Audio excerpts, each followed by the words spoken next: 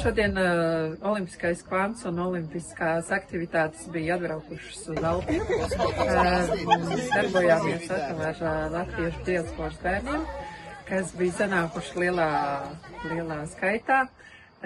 Pārsvarā bija skoliņas, Alpu skoliņas bērni, bet piesaistījām arī jaunus dalībniekus, kas tā kā uz skoliņu neiet, bet tieši tas formāts, kad ir tā sporta aktivitātes, ir ļoti interesants, jo caur to sportu kaut kādā veidā bērni jūtas drošāki.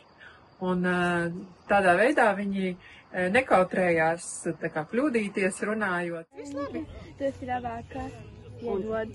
Jāiedod atkal 5. Jāiedod 5.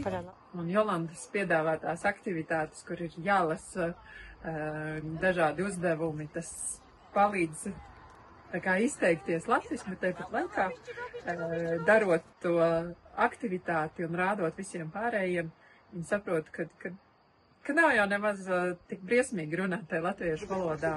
Latvija! Rīga! Tas kļūdās iet ārā! Šodien man patika ļoti visas tās spēles, ko mēs darījām. Man patika spēlēties ar citiem bērniem. Kura no stafetēm tev vislabāk patika?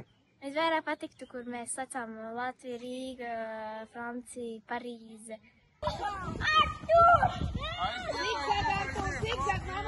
Man liekas, ka mēs ļoti izbaudījām dienu. Mums bija rīta daļā iesākumā iesildīšanās ar tutas vingrošanu, jo mums ļoti daudz mazie bērni. Pēc tam mēs pieķēramies jau nopietnējai daļai, pašai galvenajai vingrošanas daļai, kas bija azartiska un emociju pilna pieaugušajiem. Man liekas, vairāk kā bērniem, bet visi izdarīja perfekti. 2 reizes atkārtojot, un man liekas, būtu arī 3. un 4. reizi darījuši.